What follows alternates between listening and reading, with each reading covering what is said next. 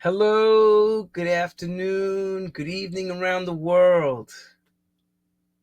Each and every week we come to your TV sets. Let's say TV because these phones and these laptops and these iPads have become nightly TV now. And I've been blessed to have a way to come to you right from my camera, from my studio, and bring some great talent and stories that have not been able to document before. But thanks to the freedom of expression and this show, we've been able to get some incredible stories. But before I start the true stories, you know how many of you know me, and I always talk about we've done Paradise Garage shows before, like stuff about the garage and the dancers and things like that. So today I'm blessed to say, after some conversations with this man, and I revere him as a true legend himself, he agreed to come on. And it wasn't easy for him because when you don't do this technology, you have to learn quickly how to step up and get everything going. And I got to give him a hell of a lot of credit. He got it operational as he learned from the best wizard themselves to have to work, or as they say, fake it till you make it. That's part of the Broadway way, right? Heard that from record promoters, DJs, artists, you name it. Fake it till you make it, right? So is everybody getting comfortable now? Here we go. Welcome to True House Stories. I'm Lenny Fontana coming out of New York City. And this week, we're staying homegrown Manhattan. Long Island City, Uptown Manhattan, you name it. But every so often in life, there's game changers. Or more or less, a person takes two sticks and creates fire, right? Well, the man we're going to talk to in a moment is going to explain to us how and what he did at the time revolutionized and benchmarked the nightclub scene and everything after. Imagine, nothing sounded like this pre to what came from this one man. And his name is Richard Long from RLA. He is no longer with us, so don't ask me if I could find him because he's been gone since 1986. May he rest in peace. But his designs, his wizardry is still going ever so strong in present day, as his drawings are still being produced. What I mean is his speaker boxes, parts of his sound system, the idea of a crossover, an isolator, how you tune a room. You know, these are things that this man created and helped. Well, I shouldn't say created, but he made them work at a different level that changed the world as we knew it after. So when you got to hear a system like at the Paradise Garage or Roxy, Studio 54, or any of those big rooms at the time, and you were used to going to a small bar, what sounded like AM radio now was actually Technicolor. This man, Robert Coleman, who I'll bring up in one moment, sat there for a good 15, 16 years with him. And off camera, I got a chance to speak to him about what was taught to him. And he explained it like this. He said, it's called this and that. Which means if we got a drywall now, put sheetrock up, I have to learn, I got to get that done. If I got to wire speaker boxes and start soldering, and we need to get that done to get this job done. If I got to get up on a ladder and hang those speakers in those big clubs, whatever had to be done was done. If I had to deal with the clients myself and the drama, because with every creative person, I've always learned, comes craziness. You know, it's like the science. They're just so damn smart, but yet some other things lack. Like the simple stuff of dealing with the day-to-day stuff of having to give someone an answer or having to massage it. they're like, F that. They'll get it when they get it. I don't care. And we got deadlines. We got, and what's unfortunate is where Robert's sitting at a desk and a phone's ringing from a club owner. It could be a mafioso person saying, where the hell's my shit? Or it could be some other club owner saying, if you bitches don't get your asses down here now, I ain't cutting you no check. And Richard's in the back, just tell him anything. We need to get it done. Don't worry about it. We'll get it done. And one other thing I will say before I bring him on. Alex Rosner said it correct. If I would have been in studio to do studio sound system, I would have been the famous one. But because Richard and I didn't work out, Richard's system went in there, and the rest is history. And not to say Alex Rosner is not a genius, because Rosner Custom Sound did many sound systems, from Nicky Ciano's Gallery, Max's Kansas City. That was the sound name, Rosner Custom Sound. But when RLA came on board, it's like push the curtain aside. Game changing. I'm going to leave it like that. Game changing. I'd like to welcome from Manhattan, New York, Mr. Robert Coleman to True House Stories. Glad to be here. We love you, Robert. You know it. Yeah. Robert, I want you to tell everybody how you're doing, because you haven't been on camera in a long time. And, some people saw you in the Joselle Ramos film that was the Larry Levan thing. And they were always wondering if you were okay. And I know you pop in and out on Facebook. Yeah. Let everybody know how you're doing, because you've been through a mill and back. Well, it's been a trip and a struggle. Funny thing is that I was thinking about how you mentioned about Richard and Alex. Alex was very much into pure sound. He wanted it to be as close as live as possible. Richard, on the other hand, went off with doing bass and sub-bass, which will fill a room, and you can't help but to vibrate with the sound. You get up, you start dancing, and it takes you over. But it was all an amazing journey. Oh, I bet. I know it was. Yeah. Because you guys were creating fire. Yeah. You know what I'm saying to me? Yeah. Richard was like a volcano. There was nothing else like it to that Richard sound. There was nothing like that. I mean, Rosner, yes, you had other sound companies doing their thing, but Rosner was the benchmark at that time, to the early 70s into the mid 70s. But also Rosner, I don't think, did anything on the size that Richard was doing. Because Richard got into doing large rooms, where Rosner was doing smaller stuff, like the gallery and stuff like that. They're smaller rooms, so it's easier to, address. But large sounds are very difficult, because you have to worry about acoustical treatment. You have to worry about the space and to fill up every cranny of the space. And Richard described it to me like this. If you were walking down a long corridor and you have lights in the ceiling, your lights, the flow of the lights have to overlap each other for it to be equally good. And Richard always made sure that all of the sound in the room is equal.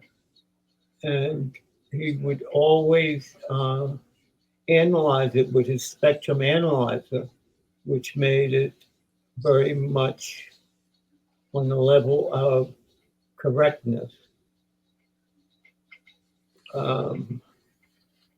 But Richard was like a father to me. He taught me everything.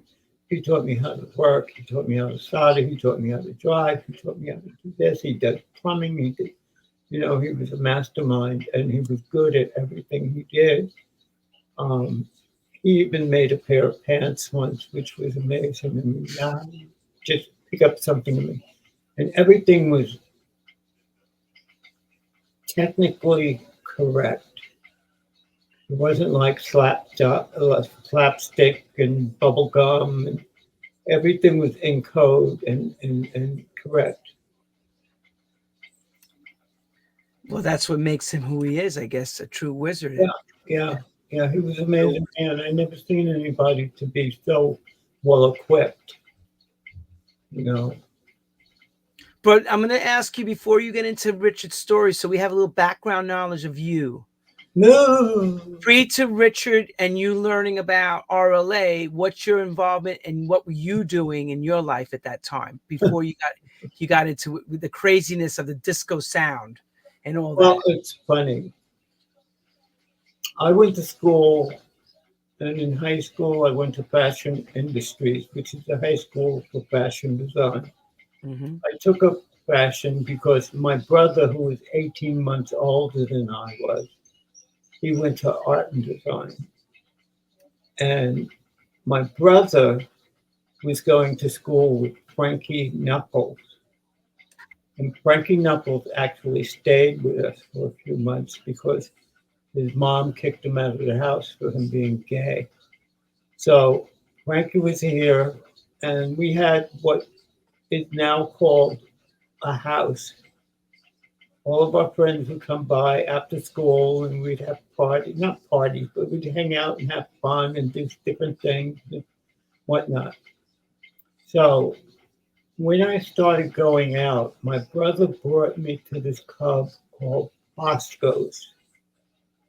Bosco's was on 116th Street and Madison Avenue.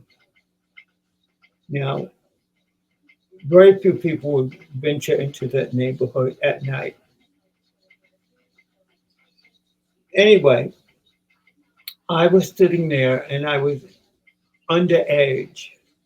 So my brother kept insisting, keep smoking cigarettes, keep smoking cigarettes. So I'm sitting there in a cloud of smoke, and my brother brought Richard over and introduced us. And I'm like, well, what is this white man doing in the middle of Harlem with a bunch of black people? But anyway, it turned out that he worked on their sound system so they would have a decent quality sound system. And their music was coming from a jukebox. But it was the first time I ever heard stereo. Because back then in the 70s, the 60s, as a matter of fact, you know, you didn't hear stereo very often. No, because radio was AM, and a lot of people carried transistor radios, which was yeah, yeah. You know, from Japan, I remember everything, everything electronic, technical transistors were all coming from Japan. So anyway, I didn't think that anything would develop from Richard and I. But Richard had once told me at that night, he had invited me to his house, which I went. And, you know, we had a very nice evening. And he was telling me about what he does. But as I was sitting there, I was looking around and I couldn't believe it because it was like I was sitting in something from Architectural Digest.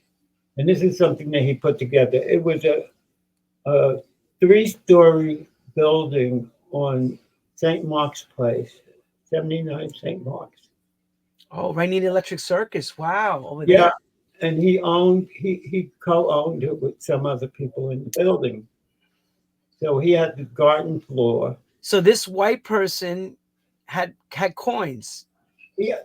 Well, I don't know where his money was coming from, but there was money there.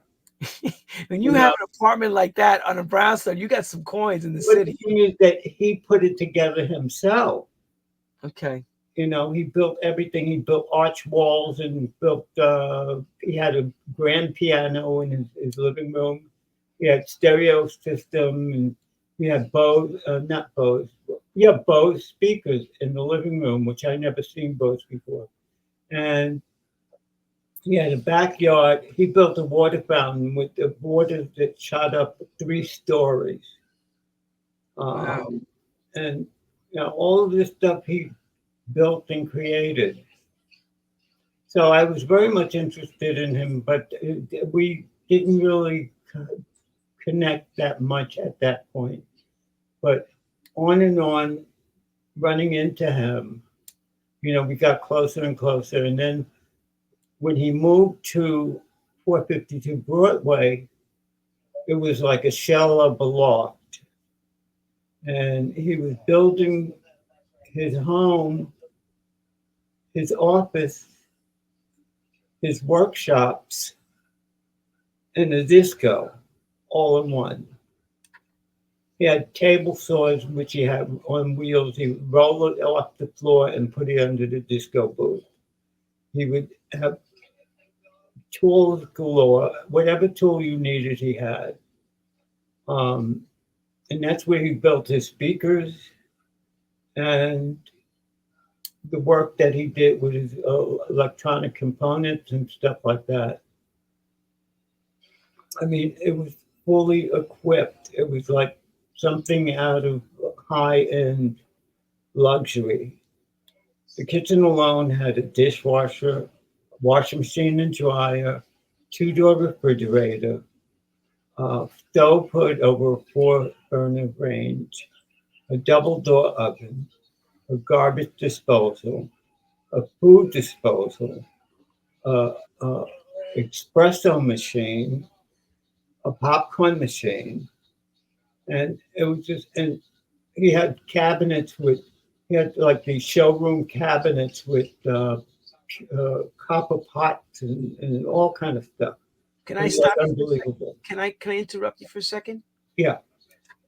David Mancuso did the same, starting his loft parties in 69, 70. Well, this is something David Mancuso, I believe, got his idea from the club Bosco's. Because really? Richard brought David Mancuso to Bosco's.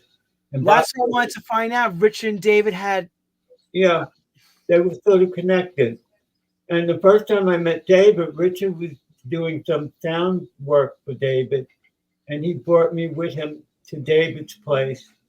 And David let me sit there and play records. And so I was sitting there playing records, and I was like, oh boy, look at all of this equipment. And, I was so amazed that he would let me do that. But David was a very cool person. At the time when David was starting the loft, I remember Alex Rosa mentioning that he had helped put the clip system in and did the the tweeters arrays and stuff. Most of the system was put in by Alex Rosner. Right. Was Richard working along Alex at that time?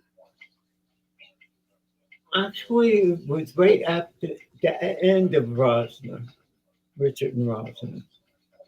It was right when Richard stopped working for Rosner. It's like when Richard. I want people to know that Richard Long worked for Alex Rosner. Rosner, yes. You got that, everyone, right? He was working for Alex Rosner up until they did Les Jardins. That was done with what's his name? John Addison. Yes. Yeah. I was gonna say because that's where Bobby DJ got the Doro played and Michael Capello. Okay. Yeah. Yep. John Addison's club. Yes. Yep. And I worked for John Addison too. John Addison did the Ice Palace, which was a professional hockey ring in this business building on 10th Avenue. It was up on, I think, the 11th floor. I don't remember, but it was up high, and it was where the New York Rangers would practice. and Alex Rosman, John had put a dance floor in the middle of the ice skating rink and had a bridge that goes over to the dance floor. And so I was there one night and I was skating around and I was having fun. You know, Richard had did the sound system, so I came as a guest. But then Richard asked Alice, "Do you need help?" And he recommended me. And so Alice, I keep saying Alice, John Addison said, yes, I could use him. So he had hired me. And, you know, between him and Faye, they were a routine. Yeah. So that's got to be around 75-ish, 76, around that time. Around 74, 5-ish. Yeah, it's because that's when Ice Palace was open. Yeah, yeah. And also Le Jardin was around that time too, 74, 75. Yeah, I think Le Jardin was actually before 74. Well, I'm saying with the Richard Club, Soho was opened at 74. Let me show everybody. Okay, so I have one picture we found that Robert had put up. I grabbed it a while ago. That was Soho's dance floor. Now that was Richard's workroom, his living room, his dance floor, and if you can see at the back where that star is pointing to the back, lower is a water fountain up on the ceiling. I mean, you know, and then he had a carpet on the wall to absorb sound. He had air conditioning, and he put that place together like that by himself. But Joe put the star in. But that was held. So when the young Larry Levan was at Continental Baths, his first after Continental Baths, he gets the job at SoHo Place. Larry Levan spinning at SoHo Place, SoHo Place, which is owned by the award-winning Richard Long on the sound system. Yep. Okay. The DJ booth at the SoHo Place. That was a DJ booth. The Thorns turntable. That's where underneath. That's where he put his big table saws and stuff, and all his tools for the dance floor. Under the booth. Under the booth. Wow. So basically, during the day, it's a workshop. Yes. For making speaker boxes. And building a sound system, the whole deal. Yeah. But at night. Up at the end of that loft space, you had a second floor, which had a bedroom and electronics shop. And we were putting together electronic equipment like his crossovers, and he did mixers at one point. But the mixers didn't work out too well. But crossovers were it started the whole thing of people using crossovers. To your memory of the SoHo Place, since it's the first his first professional club he's doing. Yeah. Did you guys have Berthas in that room? Was there anything like that? That was before the Berthas, but he had what he was doing at that point, which he totally disagreed with at first. He was using GLI speakers, who I was also working with too. GLI speakers? GLI. Wow. Because they were doing large speakers, and Richard was in cahoots with GLI, so they furnished speakers for Richard. And it turned out that what totally turned Richard off with GLI, because it was an error that happened. I don't know if you remember Enchanted Gardens. Yes, that's in Queens, in Douglaston Manor. Yes. They put GLI, Richard put GLI speakers in there. And one night, the speakers caught a fire for some reason. and everybody had to leave the club and stuff, and the fire department came and whatnot. So at that point, Richard said, "No, I'm going to start building my own speakers."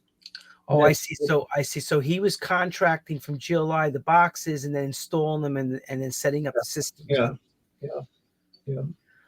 But let And, me go ahead. and the thing is that Enchanted Gardens was one of the owners was Steve Rebell. That's right. Now wait a minute. Steve Rebell was hired in my junior high school. And every time I was in the gym, he would come by and start cruising the kids, but he would do it secretly. He's just walking around, looking just to be looking.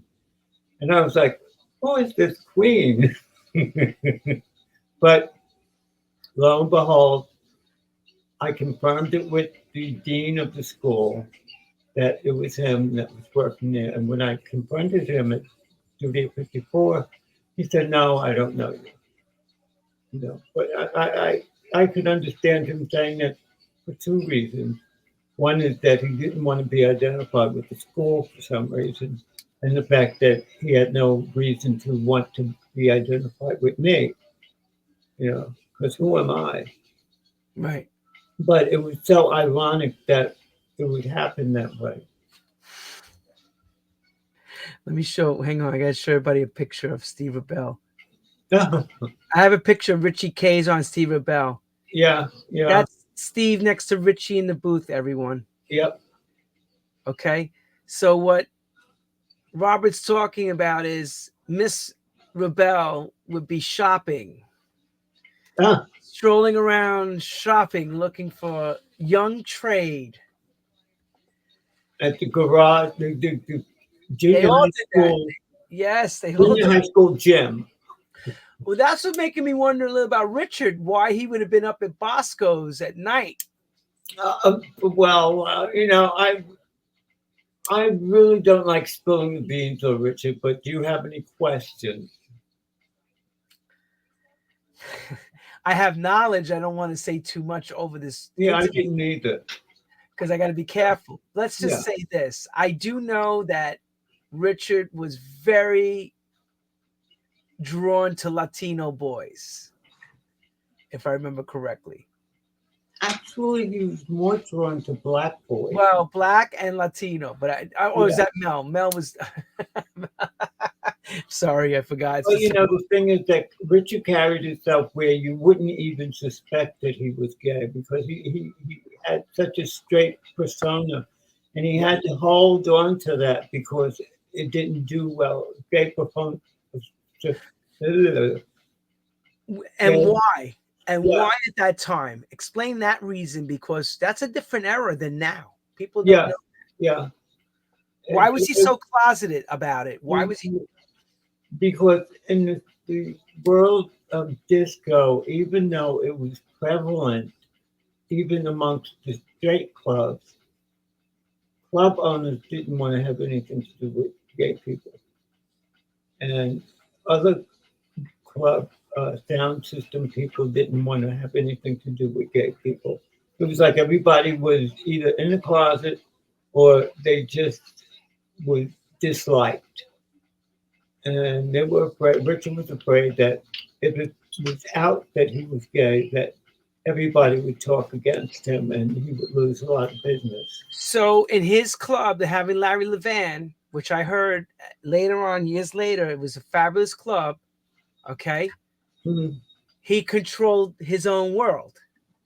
Basically, he could be who he wants to be, and nobody can cast any stone. Yeah, but even while he was amongst his own, if you want to say it that way, okay, he was still very straight or stoic. You couldn't really tell. You hear what's going on, but you don't see it. And if Richard doesn't know and like you, he remains closeted.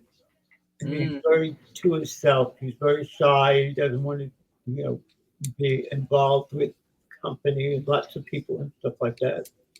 And Richard was a workhorse. He spent all his time working. Even when he's doing pleasurable things like going to dinner or going to a movie or whatever, his mind is ticking away at, the next invention or the next design or the next club, you know. Interesting. See, unless you lived and worked with him, you wouldn't know that. No, you wouldn't.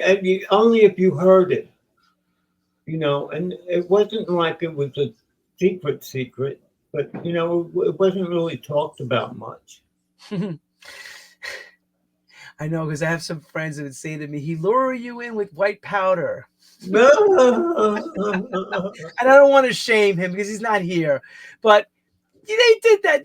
Drugs were prevalent back then, made things very relaxed, made people do things maybe they didn't want to do. Yeah. I'm not going to take away the greatness of what he created, and I'm not going to try to slander his fame. But, that is how things were in the nightclub's environment. Yeah. It's just, yeah. Nobody wants to really mention those things, but you heard, in the she quietness, you heard such and such said, oh, he has plenty of that white powder. Oh, please. That's what you would hear. And you say, oh, wow. And if you're into that stuff, yeah, you're going to go where it is and you're going to party. And, may he rest in peace, Mel Sharon. Let me show his picture. I'm going to bring this up for a minute. Mel Sharon, part of Michael Brody's lover at the time when the garage was starting. Everybody heard the stories and this and that, West End Records. Mm-hmm. Even Mel Sharon in his book wrote about his escapades and how he was very, when the sexual thing changed and the doors opened, it was like, hey, I'm here now. I'm coming out and I'm letting everybody know. And he wrote about it. Yeah. So but back then you would never say any of this stuff. This stuff was kept, as they say, what stays in Vegas, or what happens in Vegas stays in Vegas. Same thing with these clubs. What happened in studio or the garage or any of those clubs, at the time. The main thing about the white powder is that it was used as a stimulant to keep people awake, alert, and active. That's the one reason. But I mean, then it went beyond that. People got into enjoying it and using it the wrong way. And the worst thing was when the crack epidemic started, because the white powder was the ritzy thing. But when crack and base came along, which is basically the same thing, except base is purer than crack. Crack has chemicals in it, but it's basically the cocaine. That base was like base and crack with instant addiction. You do it once, twice, and like you're always hunting for it. You spend all your money. You rob your mother's underwear to get the money. You sell television. You do everything to get the money, and they have no qualm with doing that because it's not them; it's the addiction. Right. But one funny story that I had shared with you was the fact that one time we went to the Dominican Republic, and at the airport when we landed, they automatically assumed that Richard was a dealer and I was the mule. So they figured, okay, well, let's get him because he looks like he's the mule and he'll probably have everything on hand. So they strip searched me. They took me to a room, strip searched me. And naturally, there was nothing to be found. But they were going through Richard's wallet, and all of a sudden, Richard was blah, blah, blah, blah, blah, blah, blah. But then he stopped. Dead silence. And they finished doing the search, and they sent us on the way because they didn't find anything. When we were in the cab, Richard told me that the reason why he stopped was he seen them flip past a dollar bill folded up that had cocaine in it. Now, it was a small amount, but a small amount would get you locked up.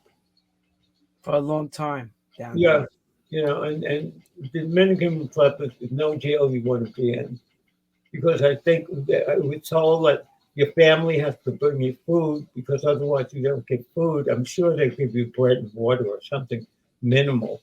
Right. Anyway, that happened. Now I see you have the list of the Well, because I want you mentioned San Domingo, Dominican Republic. That's Waldo's Disco you went to work on. yes, he's down near the bottom. He's Mm-hmm. the second, third club at the bottom. Village Nightclub, Waldo's, Zanzibar, Studio, St. Regis Hotel, Trinity in Hamburg. My friend played there. Jens Lazat was the resident there. Tomorrow's, Regine's in New York, Regine's in Montreal, Paris Garage, Larry Levan, Michael Brody. Mhm. New York, Francois K played at. Melons, La Club, La Folly, Infinity. Infinity was Jim Burgess. Mm, Halston's Fashion Salon, of course, that's where Halston did his work. Some of yeah. his work. Gas Station, I don't know that room. Emmanuel, I don't know that room. Emerald City, I know that. Franco Ayamela played there. Elephant, that's Jimmy U in Queens. Hmm. The Elephants in Hunter Mountain, you have a story to tell us in a moment. You will. Dorian Gray, I played there. I know that room.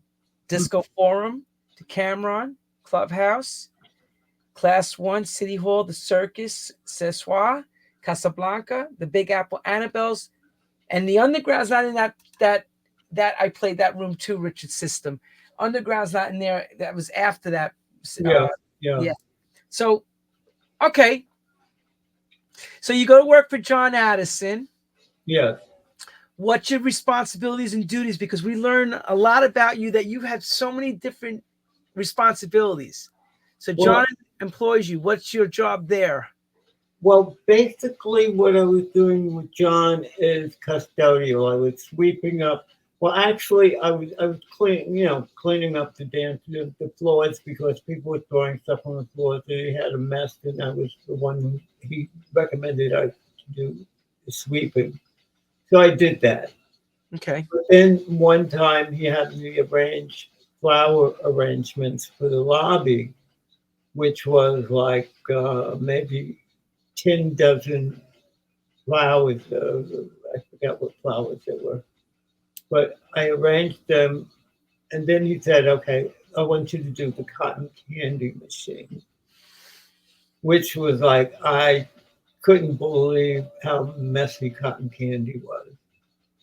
I'm doing the cotton candy and I'm rotating the wand around the drum. And before I knew it, I had cotton candy up to my elbow. And It's you sticky. can't It's get it so off. It's sticky. It's so sticky and you're sweating and it's like yucky and and everybody's like, "Oh, Harry, Harry, I want more. Oh, come on, give me some." And I, I hated that job. And then he put me on a soda machine. I was giving sodas out. Then he put me on oh, what are they called? The little grills. I forgot what they called.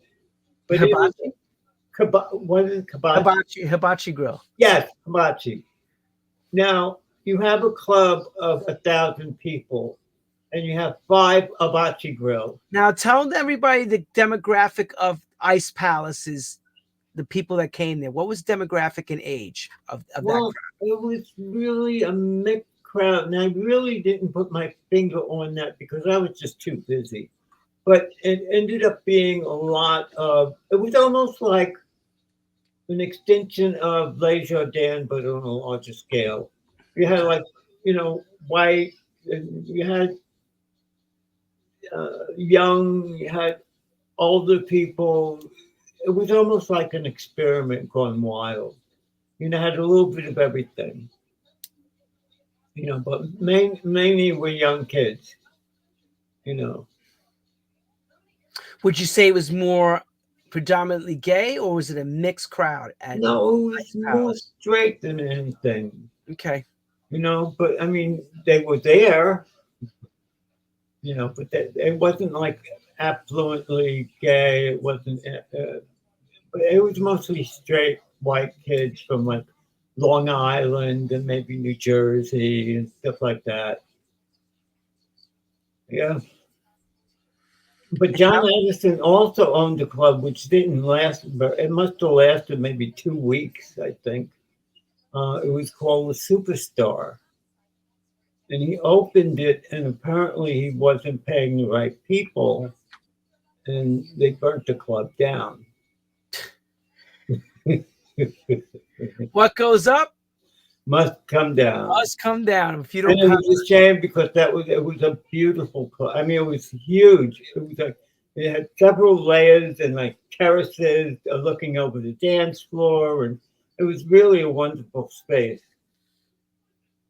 But you know how that goes, I yeah. think. So back in the day, everybody, if you didn't have envelopes ready for Oh, your protection from, and I'm not talking police protection, I'm talking about from the same people that will burn your place down. yeah, yeah, That's what happens to your establishment. yeah. And it's funny because some of those places were owned by those people. Yeah, I know. And the funny thing is that when they're owned by those people, you don't mess around with them and you don't try and get off, get over with anything.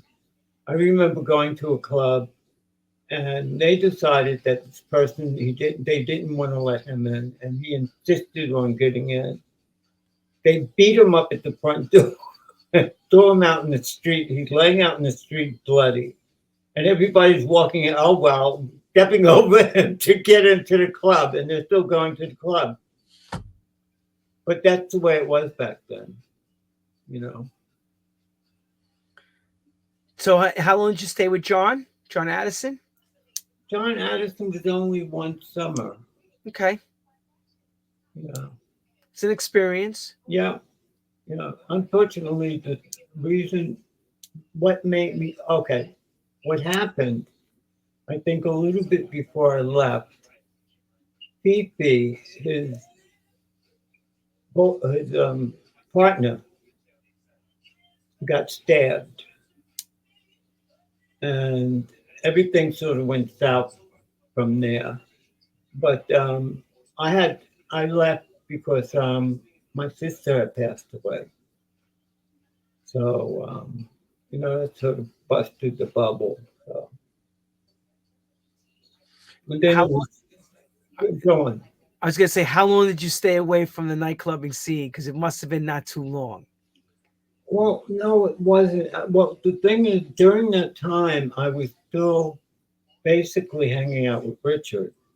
Ah, And with Richard, when I first started hanging out with Richard, it was like he was building his loft and he needed a second set of hands. So, I go down and, I'm visiting him, a guest, and he's like, okay, hold this beam while I'm banging. I hammer it in. yeah. I need, Show a me the set of ring. hands. I need another set of hands. Do Help me. this, huh? And I'm, working and working, and it got to the point where no, you got to pay me. So he put me on salary, and we put together his loft, and I was the only one that helped him to get his loft together. So we did that. I was even living with him at one point, because I was down there all the time. It was a fun place to hang out, and when he had parties, he had all the snacks. Us kids love snacks. The M&Ms and the popcorn and the sodas and stuff. So it was a great place to hang out. How much older was he than you guys at the time? I believe Richard was about 10 years older than me. Okay. That's around about figure. Because I'm hearing, because he's got a lot of experience already, and you guys are really young. Yeah, yeah, yeah. When I started hanging out with Richard, I was about 15. So he was about 25, 26 already. Yeah, yeah, yeah. when do you officially begin to really start to work at RLA, like officially? I would say it was about 74-ish. Oh, Because that was when he opened up the club, and he had to put me on the payroll for the club, and then I was doing help with him with the working, getting it together and stuff like that. So maybe 80, maybe 73, I started getting paid from him, and then when 74 came, when he opened up the disco, what Richard's intention was is to create a showroom, and he used this club as his showroom. So whenever he had a customer, he'd bring them right to his loft and let him see what he got. Yeah. ah, okay. So he was actually creating what pre garage became his master showroom and a Well, smaller scale. well, the odd thing was is that Larry knew he was good. How did Larry know that? Because Larry comes from, this is all new to everybody. I Well, mean, the thing is that Larry was before the continental baths. Larry was doing house parties in the Bronx, and everybody would go to the house parties, and he would fill the room. He had a following. It was small at that time because you only get so many people in the house, but it was popular. And when he went to Continental Baths, he already had his beginning experiences. So then when he came to Richards, it was like the place exploded because Larry pulled in so many people because Larry's so popular with other people, and he was it was like Larry, Frankie Knuckles, David Mancuso, Nicky Siano, and all of us were like the little rascals. And we hung out together. We would, go to each other for advice, and we borrow records from each other, and da da da da da da. And so Larry was able to gain a following that filled up Richard's place. And so he then, was able to bring. It's like, okay, Richie, I'm playing for you, and just the invitations started like kind of like the Pied Piper, play your flute, and they yeah, all. yeah, they're following the Pied Piper, you know, and Larry had that mystique about him that I do remember. He always had that. yeah, and the thing was, he filled the room. When he first started, as soon as he started, the room was full. It didn't like have to build up any. It was just packed, and everybody supported and put their contributions in by creating mailing lists and stuff like that. And we would send out twice as many mailing lists as twice as many invitations than the room would hold. But they figured that only half of them would come that night. But I know, for example, like Larry's dream was they all looked up to Mancuso as Yeah, like as well, Mancuso was like the leader because everybody looked up to him because he was the pioneer of loft parties and private parties. Larry liked David Mancuso and what David Mancuso represented and did for disco or clubs. I would call it clubs because it wasn't like a disco, it was a private thing. David Mancuso went to court because they were trying to shut him down because they were saying that he can't have all these people coming to a party, or you can't have them coming to a disco or a dance situation without a license.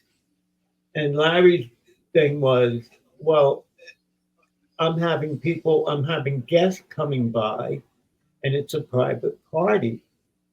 There was no alcohol being served, so there wasn't any problems with liquor licenses. right.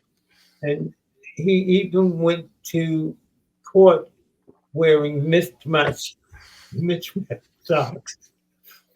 And the funny thing about that was he probably didn't have a pair of socks that matched, but he just wore the mismatched socks and he felt comfortable with that. But he won his case, and all the other clubs after him, all the other clubs, I say clubs because I don't call them discos, uh, they all had the same ingredients. They had music, they had lighting, they did not serve alcohol, they gave out snacks and food and stuff like that. And it would go like from midnight to sun up, you know. So within the area of Loft, Gallery, Mhm. SoHo Place, that's 3 clubs right near each other, within 2 or 3 blocks of each other. They're 5 blocks from each other. Matter of fact, the gallery was almost right around the corner from Right, the wall. literally up the block. Literally up the block. Yeah, you know. So And SoHo Place was a couple blocks over. yep, about 5 blocks. And everybody was busy. Oh, busy, busy, busy. You know, and there was such a what it was like people were fighting to get into these places. And if you And this didn't is have a membership, if you wasn't invited, you're not getting in. and this is all before Saturday Night Fever even happened. This is Yeah. an underground. This is his underground and Well, see, the thing is that those things like Saturday Night Fever, that's disco, you know, and it was like they tried to burn out disco so much until it became taboo. It was they that's when they came out with the, you know, disco is dead because there was just too many clubs. There were people opening up clubs in their bathroom. I mean, yeah, well, that's what happens when you get the Burger King mentality, McDonald's. yeah. Everybody was opening a Everywhere. club. We put it And you everywhere. know, the smallest little hole in the wall, they turned into a club, That's right. you know, or a disco, you know. But these private membership spots, because they were all membership, basically, all 3 And the spots. thing about them is none of them served alcohol. Disco served alcohol. So they had to have a liquor license and then they had to close at 4 o'clock, 3 o'clock on Saturdays. You know, you couldn't stay open. If you stayed open all night, the bar had to be shut down. And they don't do that. Because there is no bar. No. So Mancuso's formula became the formula of Gallery and SoHo Place. Yes. And the rest of them that followed, you had Buttermilk Because Bottom, you had Reed Street, you had this, you had that, you know, you had, well, Reed Street is where Michael Brody meets Larry Levan. That's Michael Brody's spot. well, as I was getting to was the fact that Richard was confronted by Larry, and Larry said, you know, I'm good, I know I'm good, I want to raise. And What do you mean? Richard, with his stubborn self, said, no, I don't think so. Right? Which is that was the worst thing Richard could have done because you know when Larry left, so did the crowd. Sure. You know, and after that, Richard was struggling, and it was like Richard would be able to make it, but it would take time for him to build up the club scene. Who was Robert? Who took over Larry's position at Richard's Club at SoHo? You know, I don't even remember. Because I never heard anybody. I don't know anybody that took over that place. No, I don't remember either. I mean, I know there are people that tried to do it, but you know, there was a new DJ a week, and Richard was hunting for the right DJ, but it didn't last that long after Larry left because Richard was having problems with the neighbors, with the noise and the music and stuff like that. You know, his neighbors hated him for the sound. Of course. Of Of course. this major sound system which vibrated the whole building, you know. So it didn't really work out, and that's why Richard moved. And Richard moving was a nightmare because he never really found a spot that he could build on to recreate the whole scene again. And then he had some uh, business partners which were nightmares. There was one who took Richard for a ride. He got a spot that he was going to open a club in. Richard paid for this spot for over a year, and it turned out that his opening a club wasn't allowed. So it was like money thrown down the drain. And, you know, it's like then there's other people that Richard tried to get involved with. They were all jerks. They were all just didn't add up to what he needed. He needs somebody who was devoted to helping him and be with him to conquer what he was conquering, you know. And Richard was a sure bet, good deal, you know, but people just were not there for him, you know. And that's a tough thing because you're going through money too. And how do you keep the money coming in? You don't have the parties going, which then I assume forces him to have to start doing installation work. Is that what happened? Well, Richard was doing installation work all through this, but he was getting a better reputation as he went. About 76, he was really getting word by mouth jobs. And that's when he started winning those awards from Billboard. Mm-hmm. You know, in 78 is when the Garage won for their club sound system. Larry won for his DJing. Richard won for sound design and installation, and on and on and on. Okay, so that's an important part to this story of Richard Long. Okay. You got, let's go to the year 1977. In 1977, a lot of things happened. Okay. 2 major clubs open up the same year in New York City. Okay. One being Studio 54. Okay.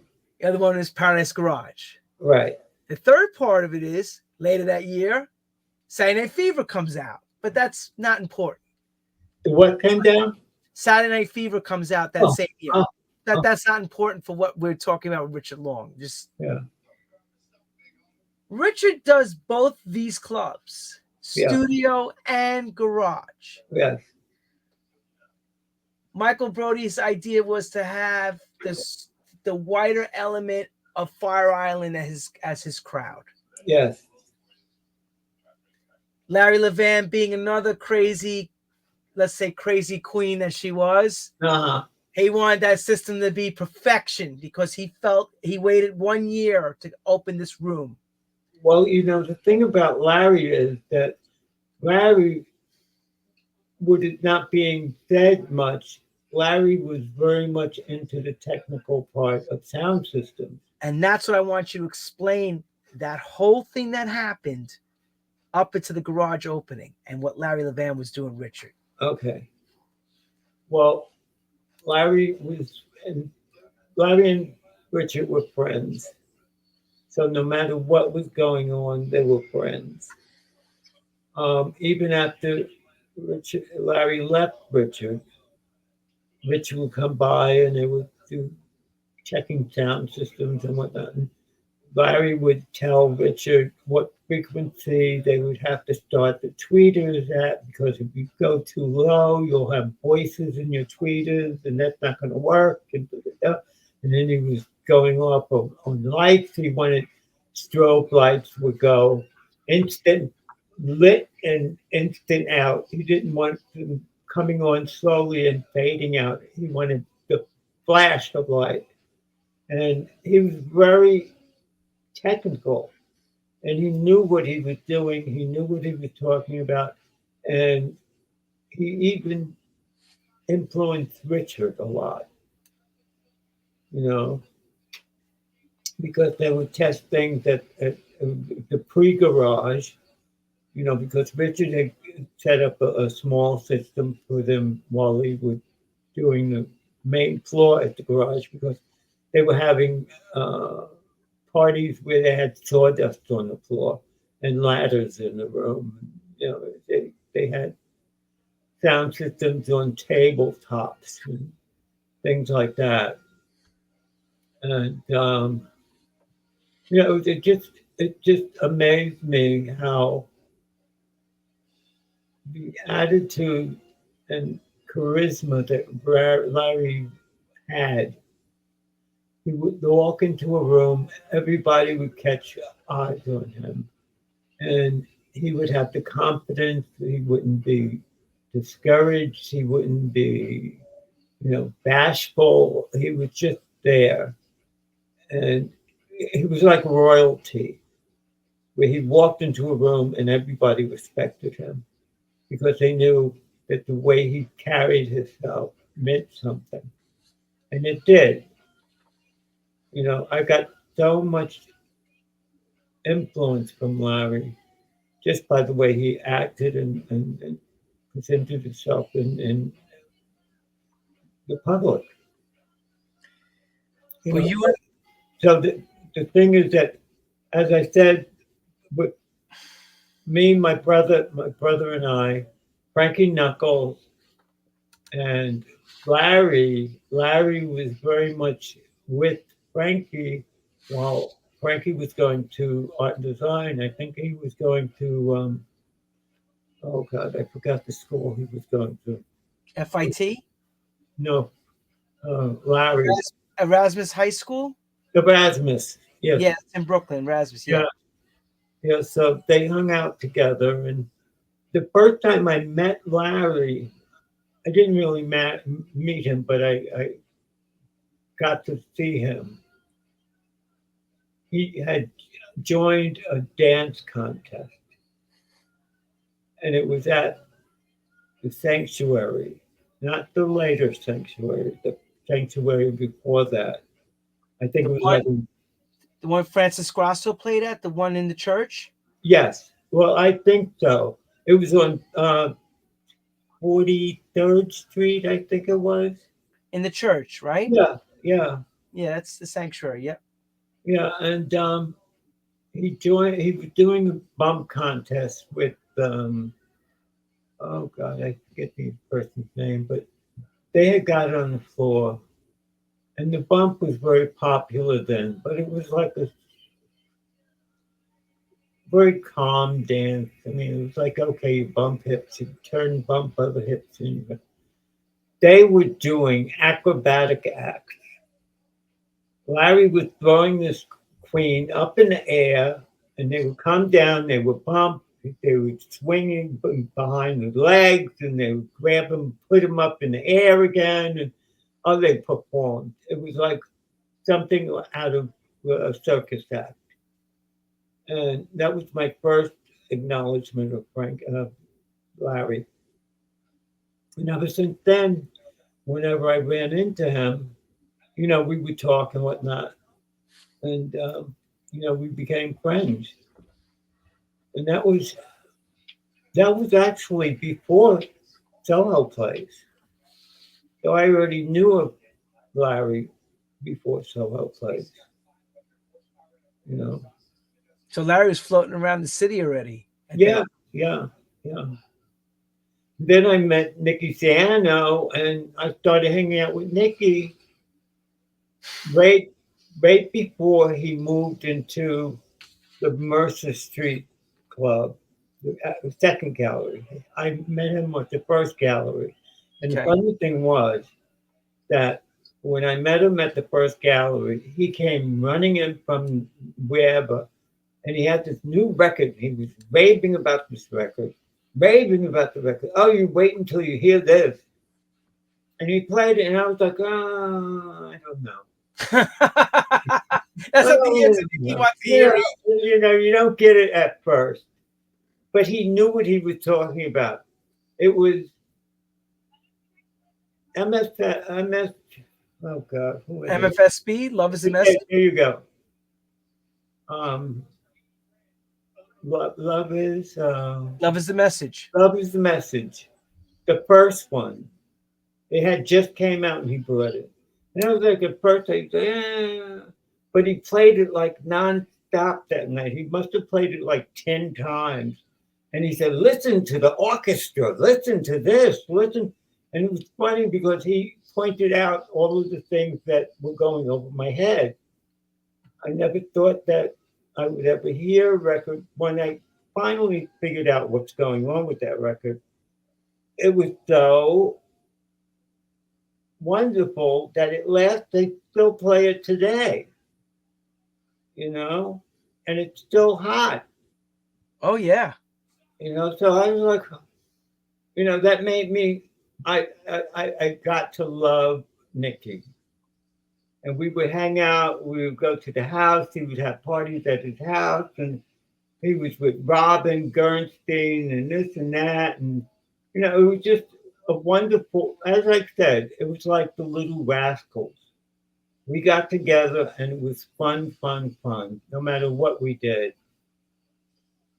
And the funny thing was also that Larry and Richard had the birthday on the same day. One time we did a birthday party where we had 2 bands. We filled each band up with people. We had food, had made all this fried chicken and potato salad and stuff like that, very picnicky. And we went to Action Park. It was in Asbury, New Jersey. Yes. Wow.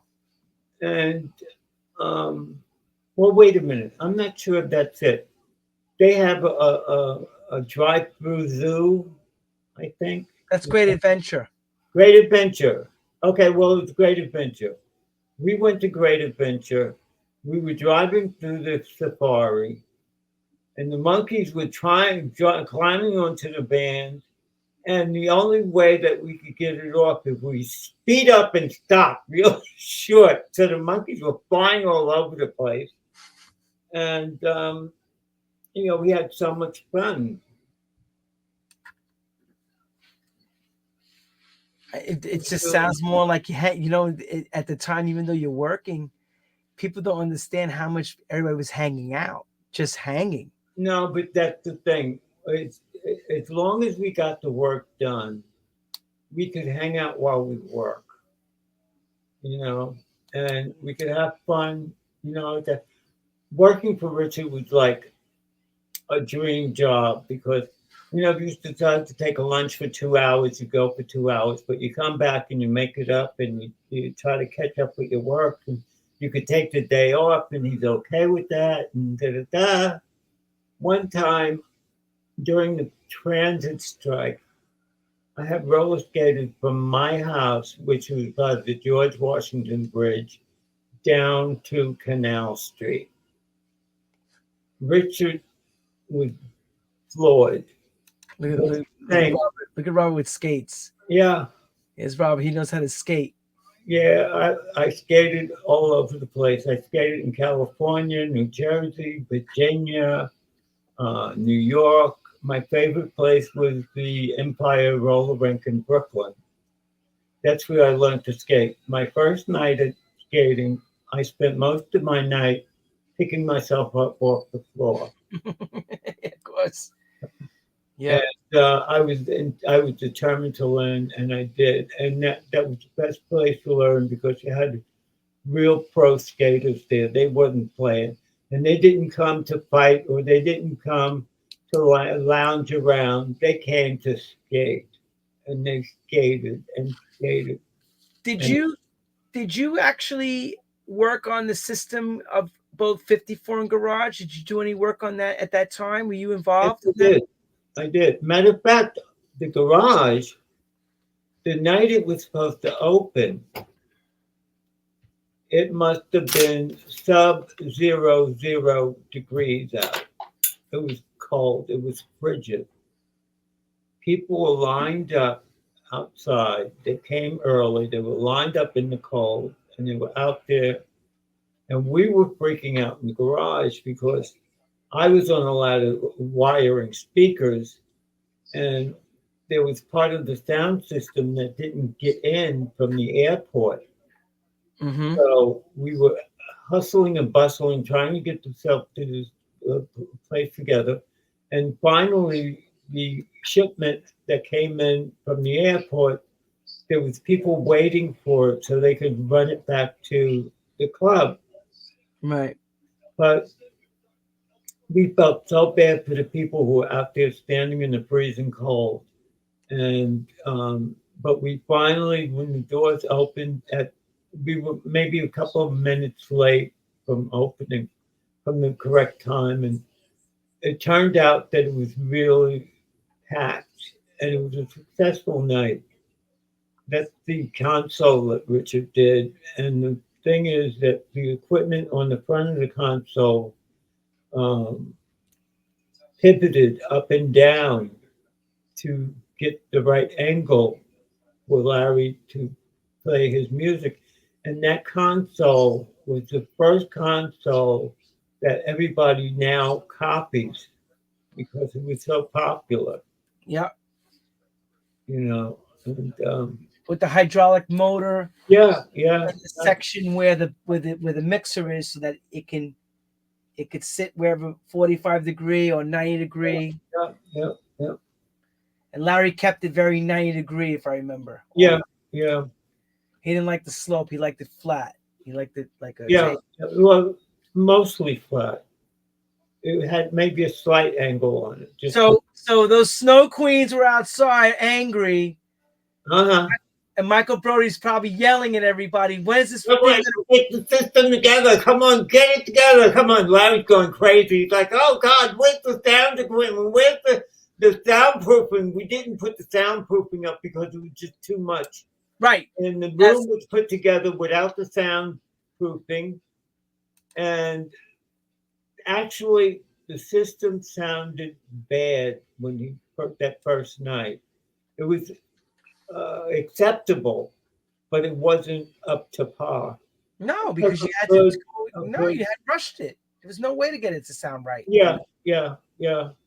It wasn't fine tuned. It didn't have the right acoustical treatment. It was, he had to bring other people in, like he had Al Firestein come in for the acoustical treatment, which he's the acoustalog. He's a soundproofer. So, And Robert, to your recollection, system went in first, and then the sound absorption was put in later. Yes. See, people thought that room was built around the system. Well, or the system was built around the room. I don't know. I mean, Larry was very instrumental in helping design the room, and Richard was instrumental in filling it with sound. And it wasn't like they designed the room around the sound. They just designed a good room, and they had a good sound, and it worked out as a pair, because I believe what ended up is that the whole ceiling was soundproofed with fiberglass, and then the upper walls were surrounded with fiberglass, and it was covered with black cloth to make it look black because he wanted the room to be black, which would make it look bigger in the dark. Right, and it did. Yeah. Well, that was the biggest dance floor I've seen. Ever. Yeah, I don't think there's any dance for that size. Yeah, I never seen that club was a block long, a full block. It went from Leonard Street to King Street. I never ever seen a club that big. I'm sure there are, but not as perfected as that was. Because that was Richard's baby. He treated it like a baby of his, and he used it as a sample showroom. If he needed to do a job, he would bring the owner to that club, and they would all out to hear that sound system. And I can't believe that people actually fall asleep in the speakers. They would fall asleep in the speakers. Yeah, but they're pretty. Let me show everybody that in these speakers he's talking about this particular Bertha. Yeah, because you would have the extension in the front, so you would sit in the front and you would tap go like this, crawl up in there and fall asleep. I can't see how that can happen because that vibration was ridiculous. Oh, please! You could whip an egg with it. Yeah, it was crazy. I don't know how you fall asleep. There's like an earthquake coming at you. Yeah. Double 18s. Yeah. Vibrating. Oh my God. And then on top of that was the Berthas. I mean the Waldorf or the Emeralds. Right. Yeah. Let me see if I got a stack. I got to show the stack here. Here we go. Look how momentous this was, everybody. Yeah, see, those are. Look at that. The Levan horn in the bottom. Right. The ultimate top. Waldorf on top. And then you have the emeralds in the back. Right. Yeah. So. And you had 4 stacks of the Berthas with the Waldorfs. Then you had emeralds in the middle of the dance floor on either end, on either side. I mean, it was like unbelievable. When the garage first opened, he brought those Berthas in that Richard design, correct? Of course. Was it the so-called Larry Levan extension? Right. Was that yet made, or that comes later during the club? Well,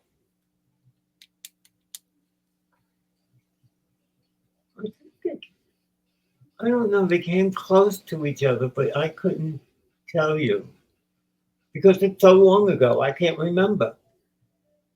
But I know that Larry wanted the Berthas to be called Larry Levan horns, but Richard decided to design the extension, and then he called it the Levan horn. Which it wasn't like they called it the Bertha with the Levan horn with extension. It was the Levan speaker. They called it. I mean, if you break it down, it was the Bertha with the Levan horn, but people just say it's the Levan horn. Yeah, I want that box with the extension on it. Yeah. I mean, that dance floor was no joke. No. That dance floor is no joke in no way. Yeah, and that's not even crowded. That's just that's already late in the morning. People. Yeah. No, garage was crazy at 4 or 5 o'clock in the morning. It was nuts getting in 4 there. or 5. You come out of there at 11 o'clock and you get blinded by the sunlight. Yes. See, now nobody's seen this. This is on from the dance, so looking up to Larry's booth. Yep. So now garage happens, and Michael Brody is a little bit upset about what happens the night with the system coming late, and a lot of those people probably didn't want to come back, as the fairy tale is always said. When does studio come together for you guys for RLA? The garage opened first, and then the studio opened. However, the garage sound system was superior. And I mean, they were both superior sound systems, but the garage should have gotten more of a rave of sound than studio. But commercially, studio was the club to mention. And they always mentioned the studio because of the crowd it kept. Yes. So it was a more affluent crowd, of celebrities and famous people. Everybody came to studio. You know. Well, that's what happens when the newspapers every week are writing about Halston's there, Burt Reynolds is there, Yeah, movie stars, everybody was there. and then this is what becomes the front of your club. Wait a minute, was it? Oh God, what's her name? Bianca Jagger rode a horse in the studio. And Nikki played that night. Nikki Siano played, yes. Yeah, you know. But Michael Brody did not want from Paris Garage that look. He didn't want any of that. He wanted everything. No, he wanted the more down to earth people. You know, the melting pot, if you want to call it. You know, and unfortunately, with the AIDS epidemic, that's what separated crowds. Because before AIDS, everybody got together: the rich, the poor, the wealthy, the black, the white, the Spanish. Everybody came together and celebrated together. But the AIDS epidemic broke up crowds, and everybody stayed to themselves, more or less. It was still mixing, but it was very, you know, tedious and cautious. Yeah. From what I remember in the original time when AIDS began, and I could be wrong, they had strange names for it. They called it the grid. They called the gay man's cancer. Ugh. They didn't know what the hell it was. They didn't know why everybody was dying. They started as the gay disease. And the gay disease, of course. You know, that was the main thing. And being that it was called that, the medical industry and the leaders in charge didn't take hold to it and make it an emergency, which it was. And people were dropping like flies. You know, you go out one week, you see 10 people, you see 20 people that you knew. You go back the next week, there's 5 people that you knew. You know, they were dropping so rapidly, and you couldn't keep count. It was a mess. So much fantastic talent went with that. Yeah. I mean, the legions of people just dropped off the face of the earth, and you know, it's almost like the medical industry and the government had a lot to do with that because they weren't paying attention. They just was ignoring it. You know, they were saying, "Oh, it's a gay disease. Why should we bother?" You know, and they were cursing gay people for being gay, and you know. But then once it started spreading in the straight world, and you know, affluent people like Rock Hudson, he was the first affluent person that they made a big deal over. The poster child, basically. He became a poster person for this. Yeah. And people today are still dropping, but it's not as much because finally they came up with the medication to sustain people's lives. Yeah, but those original cocktails that they were giving you killed more people than saved them. Yeah. It was the hope drug. Let me say this to everybody. What kind of happened, and I remember experiencing seeing it from friends we all knew that passed. Okay. So what would happen is you would be taking drugs through the night, dancing at a club, which was a traditional thing in the night underground scene. Could be at any club you were at, okay? And what happens when you're taking those kind of drugs, your thought process or your gates are wide open. So you're not thinking clear.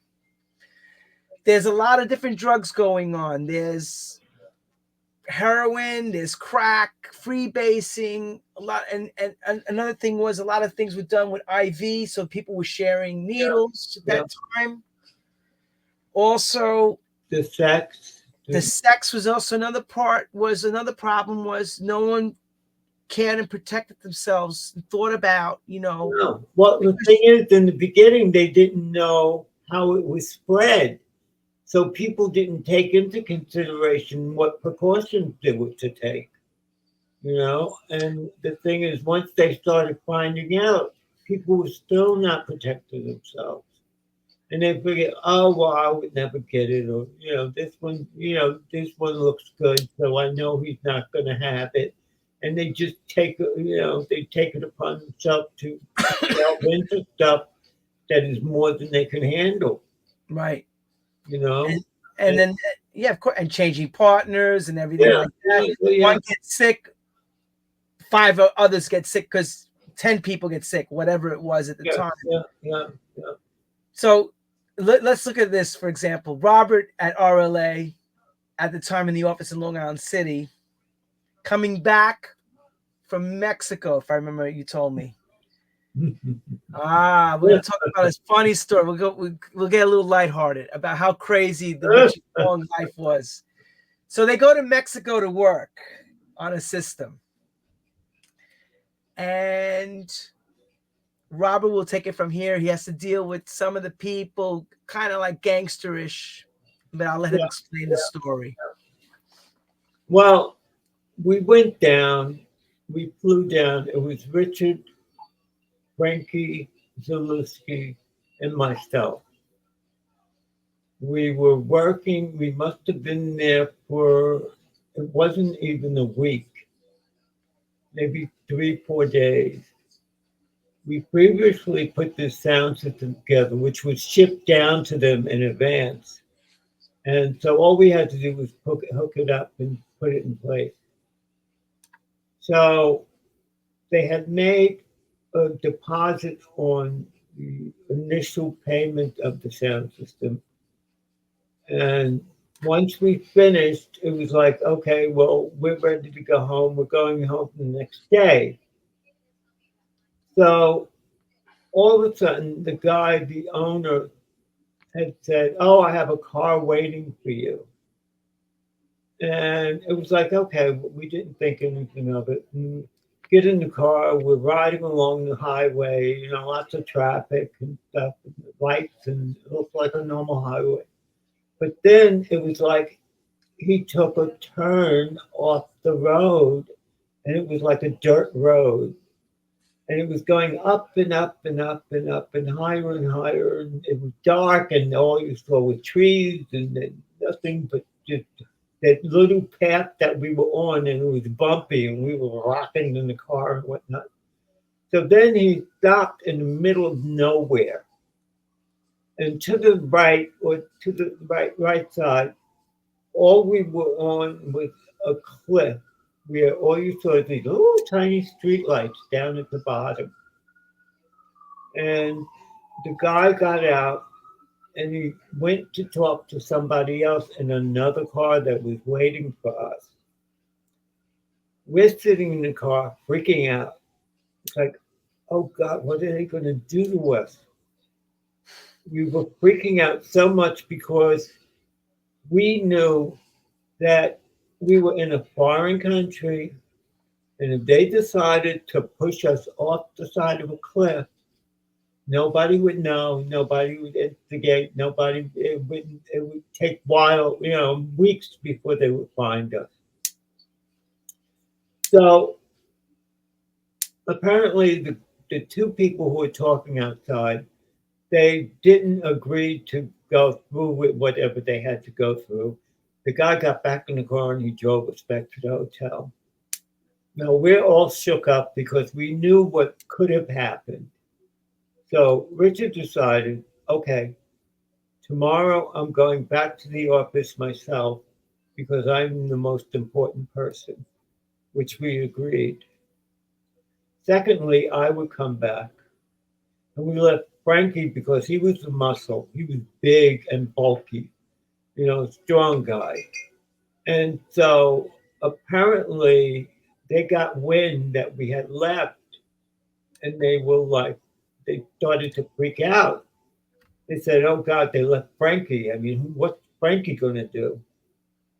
So Frankie went to pick up the money, and they were afraid that Frankie was left as a bouncer for Richard. So they happily gave the money to Frankie to bring back to New York.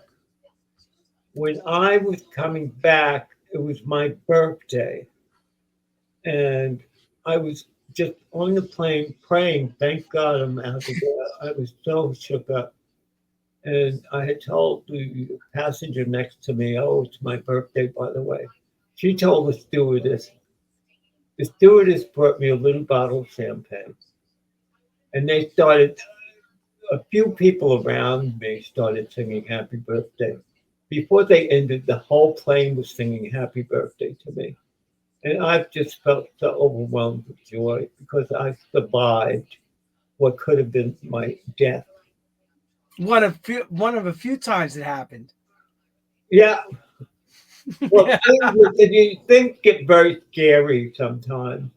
You know, you're working with these people who think that, you know, it's all about them and they can do what they want to do and they have the money and stuff like that. Another time was when I was doing the job in Hunter Mountain. I was up on a ladder. I must have been up maybe 10 feet on the ladder. And all of a sudden, I lost my balance and fell off the ladder. Fortunately, I didn't hurt myself. I got up, I brushed myself off, and it was like, okay. But we realized that on my way down, I accidentally hit their uh, conduit for the wire for the lights, and it broke. And they were supposed to be inspected the next day. So the boss was saying, oh, you broke it, and da da da, something happened, we're going to come get you, and da da da da da.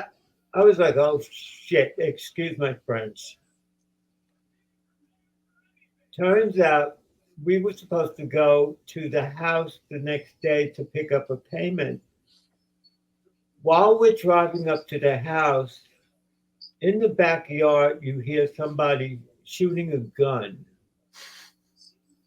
I'm thinking, oh, they're going to do me away. They're going to shoot me. They're going to kill me and dump me off the edge of the mountain. I'd be in the snow and nobody would know what happened to me. I was so afraid, but it turned out that they had passed the license or passed the inspection and they left me alone. But I mean, it could have went the other way, Sure. you know. Oh yeah, of course. Could have been. So It could have been. there are things that happen that you know. One fun thing that I did was we did Waldo's in Dominican Republic, and Richard left me down there, and I was supposed to come back a week later. I was driven to the airport, but I missed my flight. So I figured I'll just spend the night at the airport. Fortunately, I had my roller skates with me. I spent the whole night skating back and forth in the airport. They had the smoothest marble floors. Oh wow. You know, so it was like skating on butter. And all of whatever employees or maintenance people or whatever who was there for the night, they were all gathered around and they were watching me and I was doing tricks and whatnot. I entertained them. They loved it. I was thinking they would stop me because I mean, who allows people to skate in the airport?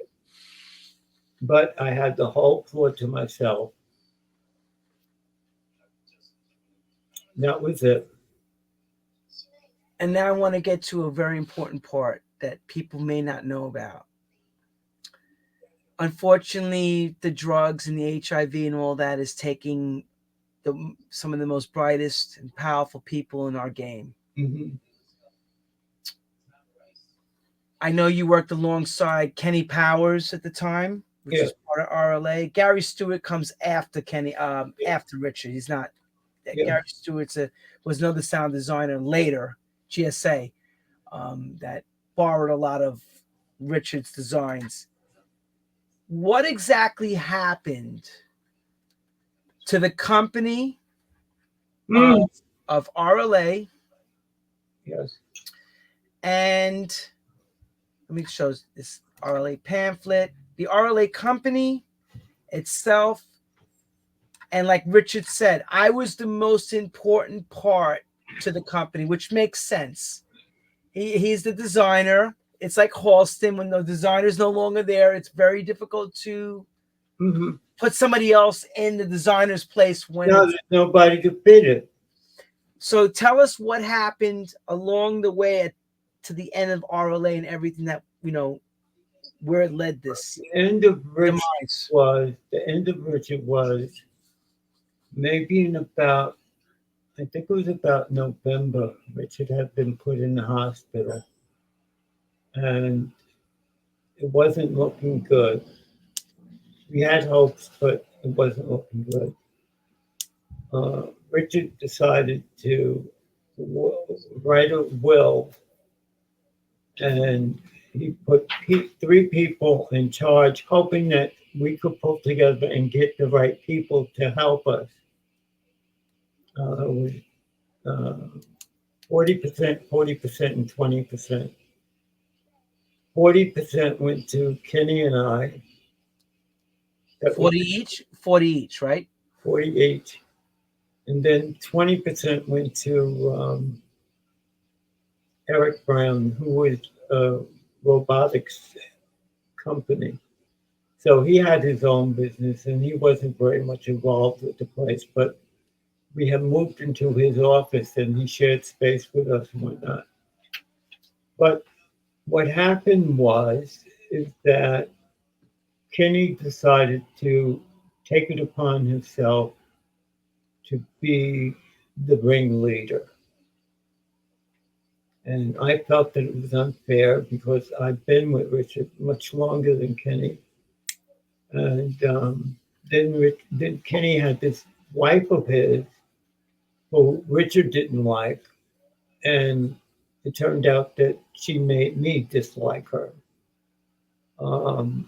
because they were dividing up Richard's possessions. And, Kenny sold everything. Richard had valuable books. He had records, he had tapes, of Larry, everything. And so he got rid of everything. And then he sent me to go pick up his car, which I think he did deliberately. I went to pick up the car, and when I got back, he had a safe cracker come in to break into 2 safes of Richard. Everything was gone.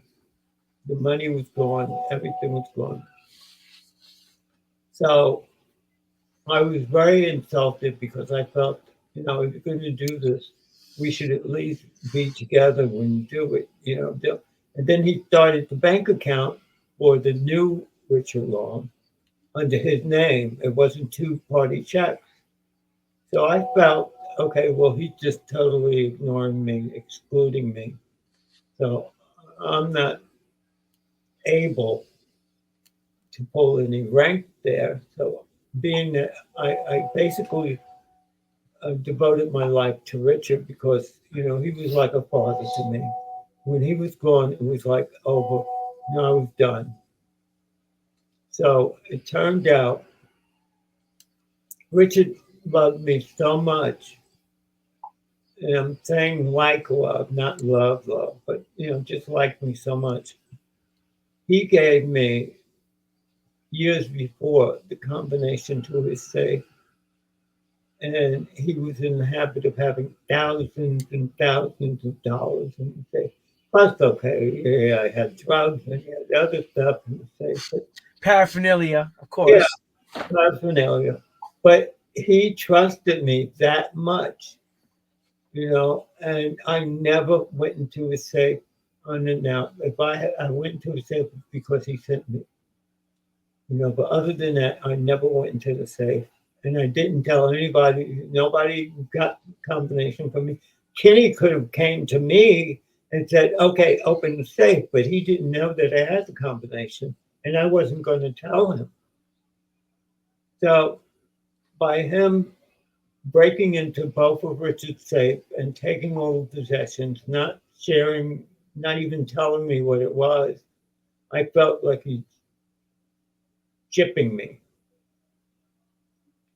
So I stayed with what was the leftover of Richard Long. I stayed there for about maybe a little over a month, and that was it.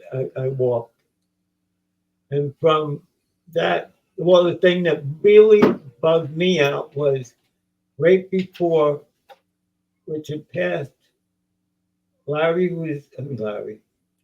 excuse me, Kenny was absent from the company.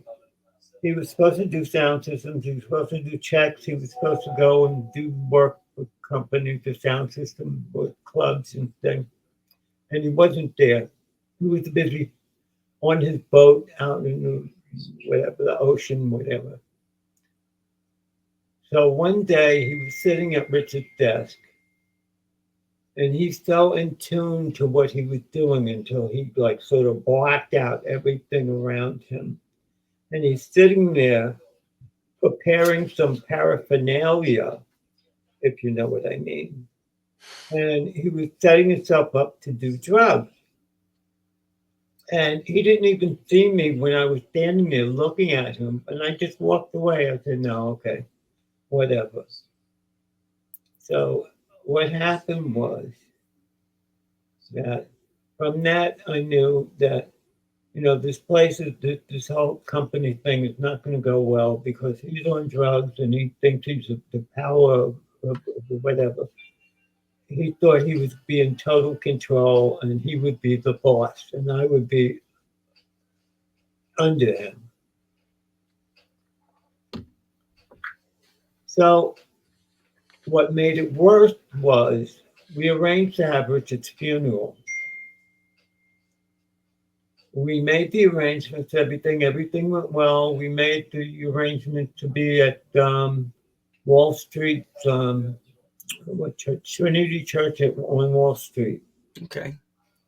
And I had the organist play organ music because Richard loved classical music, and everything went well.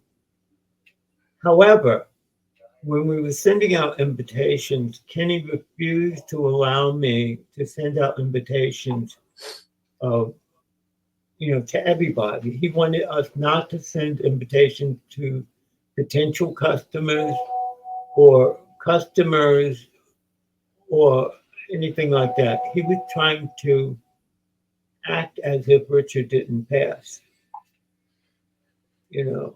In the fear of that you guys may lose more business. Yeah, exactly. I can understand that. That I can understand in a business sense. I can understand. Yeah, but then then you got to tell us the tacky part, which is not. Wait. For example, which worked my nerves was the fact that people like Alex Vosner, which is not, it neither goes here or there if you invite him. Right. And I know that Richard and him would, even though they weren't together, they were competition, they would still talk to each other. But there were so many people that I wanted to send invitations to, which he refused.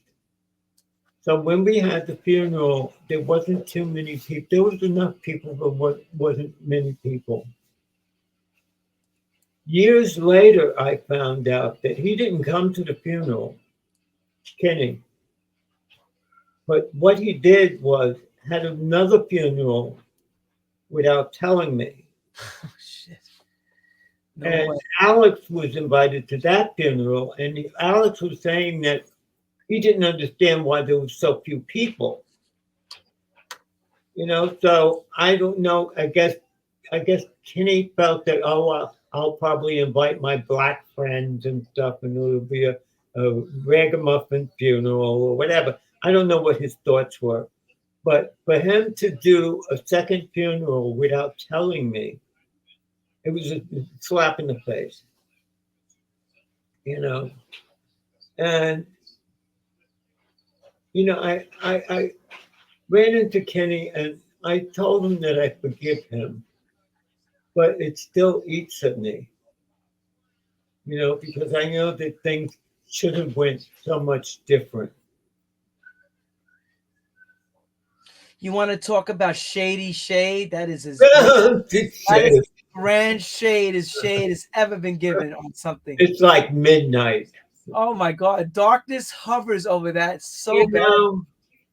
You know. And I have to make this clear to everybody. There was no social media to shame anyone back then. There was none of that. No. So whatever went down happened, and it was over. Yeah. People got screwed left and right in those days. It's not like now. You go, I cry and I go on the internet, I make a video and it gets out there. That didn't exist back then. Yeah. It was just, and the other part of it is people make their own stories. They think and that story becomes the truth now. And that's not how it went. Yeah. The story was. But the thing is, to me, is like. That is such shade. I gotta make that clear again. Everyone, that is the grandest shade I ever heard. Ever. To be done with somebody. Oh my God. I just, and the thing that killed me about Kenny was he was a womanizer. And he was always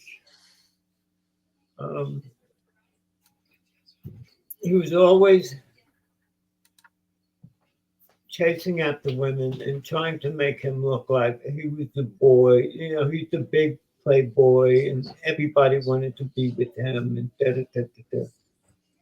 But he was married, and I would take it that his wife didn't know anything about it.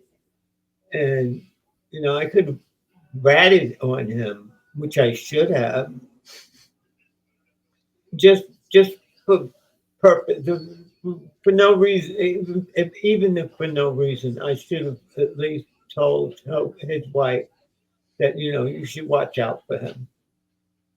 Not to say much, just something like you should watch out for him. He's got a second life. But that's how much respect I had for him. I didn't want to rat on him.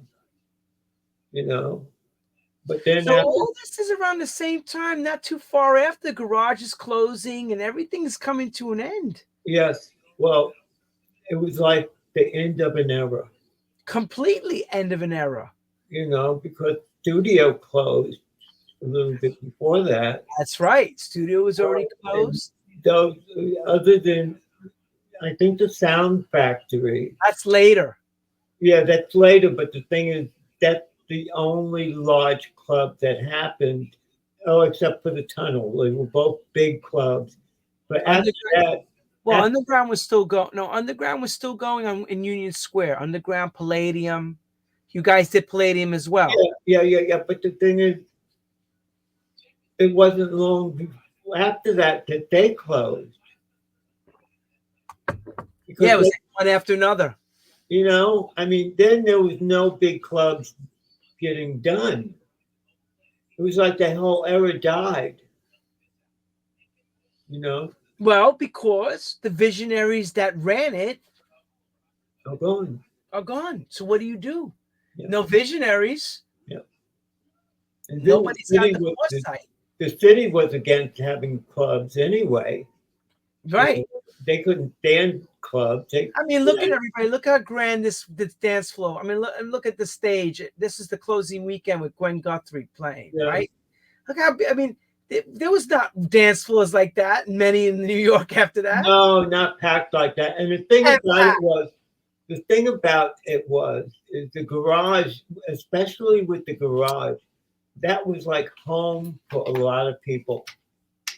People would work all week just so they could go to the garage and hang out. And they would hang out and spend the night there, and it was a place to be. And it saved a lot of people from the riffraff and the street mess that they would get into had they not had that place to go to. It was like a sanctuary for people. They could go and be safe. There was no fighting. There was no shade. There was everybody just having fun and hanging out. you know, and that was a difficult thing to accomplish. Yeah. And Larry had a multicultural crowd. Yeah, yeah. What I'm Multicultural. saying, it was You know, like the melting pot. that's right. So you leave there. I'm going to tell everybody this, and this is another thing. With Kenny, of course, and this man went on to do Seamster work, and you know, he did these beautiful Look at the work he did. For the medieval Costumes, festival. Yeah, Dr. Ruth for the medieval festival, yeah. bags. Look, Robert's very talented. Wasn't just like he was just a working with Richard. No, He I, went I, on. and even while I was working with Richard, I was still doing my own thing on the side, you know, and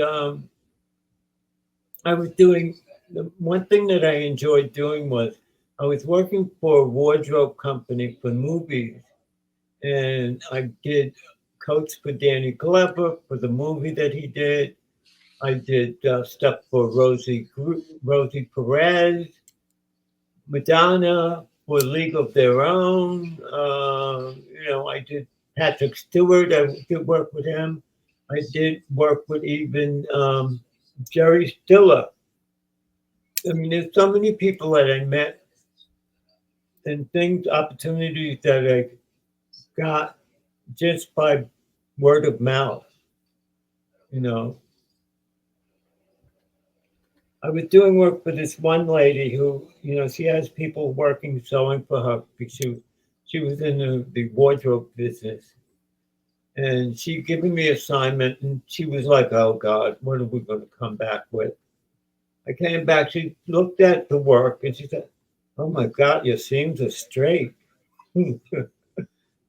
As to say, everybody else was screwing up, making crooked seams and stuff. And she was surprised that I was really good. My first job in fashion was working for this doll hospital, and they were making doll clothes.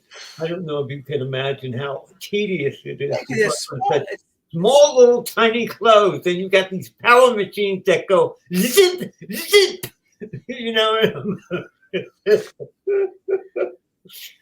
was driving me crazy. I only stayed there for like 2 weeks. I never picked up the check. I just left it. I said, no, it's just too much. I couldn't do it. So, You know. as shady as everything was, Mm-hmm. and as glamorous and also disgusting and debauchery and all that, Mm-hmm. would you do it again? Well, it's funny. I wouldn't trade it in for the world, but you know what I came to? I went through a bout of illnesses, and I came to the conclusion that at this point in my life, I'm surrendering myself to God. And whether there's a God or not, I need to have something to believe in. And I do believe in God. And I went through such terror of illness until I feel that I'm only here because of him. You know, I had PML, which is a brain infection that paralyzed me. I got most of my movement back. I had 3 heart attacks, 3 bouts of cancer, a fractured hip, one leg is partially paralyzed. I'm diabetic. My doctors said that I had Parkinson's disease, which I don't believe. There was a point where I was shaking. My hands would shake. And they automatically tell, oh, it's Parkinson's disease. And I was like, oh, God, with everything else, this is all I need. But the amazing thing, along with me being positive, the amazing thing is I'm still here, and I feel that it's only by the will of God that I'm here. And I decided that that's where I'm heading now. I had my childish ways and did my childish things, but now I'm grown up and I have to do a grown up thing now. So all of that other stuff is behind me. And I if I were to do something as far as doing it again, no, I wouldn't do it again. But I would want to do God's work.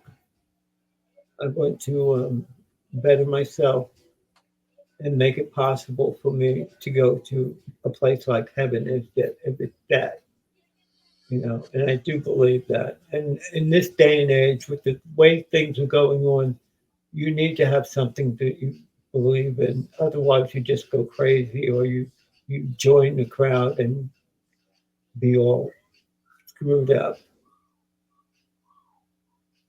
On that note, Yeah. we love you. We wish you, you're a testament. You're still here. You were here to tell this story. You definitely still here left to tell it. There's not many to tell that story this way. No.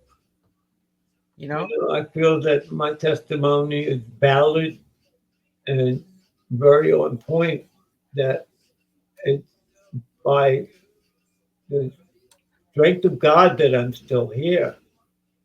Because so many of my friends, I mean, there were hundreds, not hundreds, but I knew so many people had died from the AIDS virus, from natural causes, from illnesses and stuff like that. It's like, it just behooves me when I hear people 10 years younger than me dying. It's like, how is that possible? Mm. And now that I'm here, my question is how did I get here? And why? And not why? only going what? And why? And why? But the thing that really gets me is the fact that, I don't know how I got here because there was nobody before me for me to follow. Right. Everybody died in their 30s, 40s, 20s. I don't have anybody from back then that lived to be 60. And here I am, 69. So. Well, Miss Nikki Ciano's still alive. She's 60. Yes. And I praise her. That and Cabotian. Francois still going strong. Hang on. Yeah. And also this and, one. And Kenny Carpenter. I'm looking for his picture. Where is my friend Kenny? Oh my God, I'm looking. Sorry, everyone. Hang on. I mean, look at Kenny Carpenter. Yeah. Mike Stone's no longer with us, but Kenny Carpenter's still going. Right. Yeah. So there's, there is some people that defied gravity and kept it. Yeah. Well, fortunately, there were people that took hold to the precaution bit, and they stuck with it and managed to get through it. But, I'm just surprised that I'm still here when, okay, let's put it this way.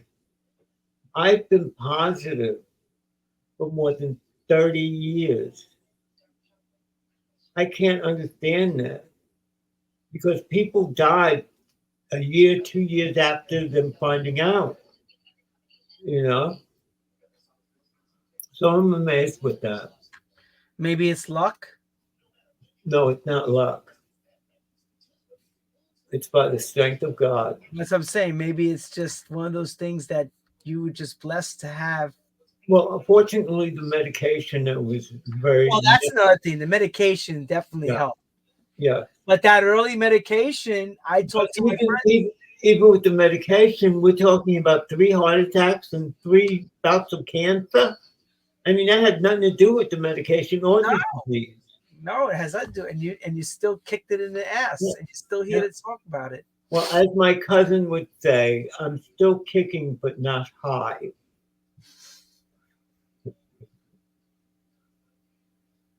Yeah.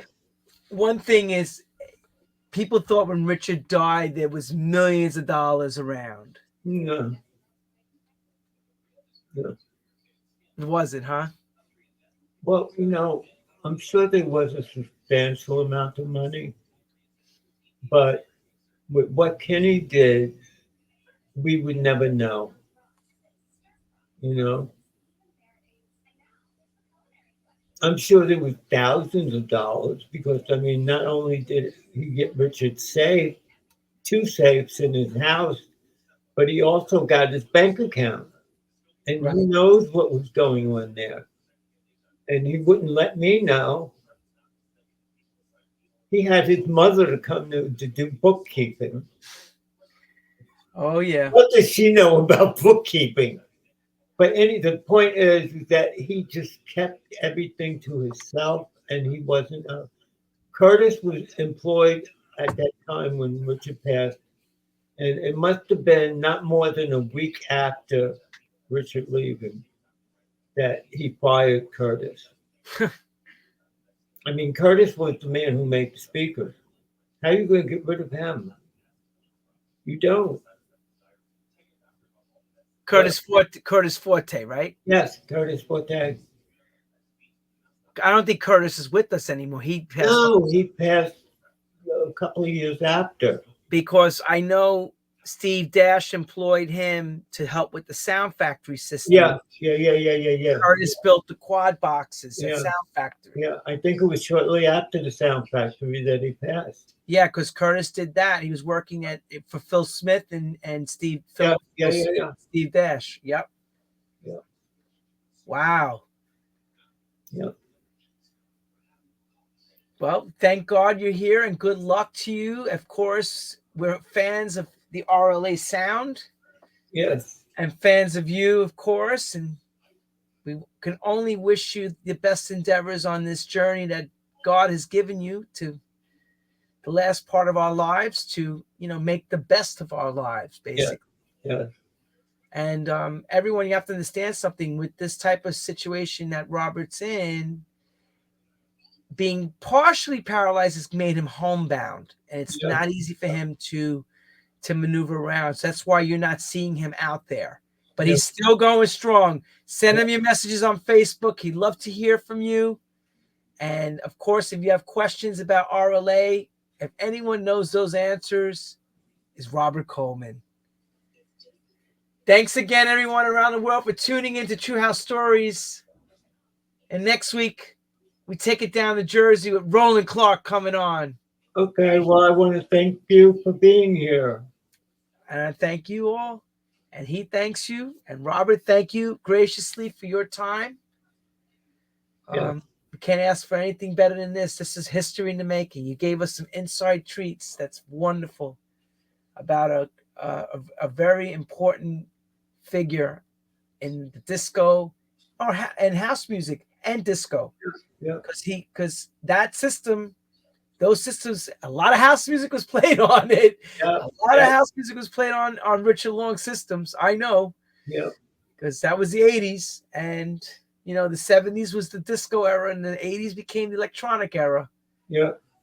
Everyone, keep on tuning in, and we'll see you all next week. Happy holidays. Stay with me. Bye.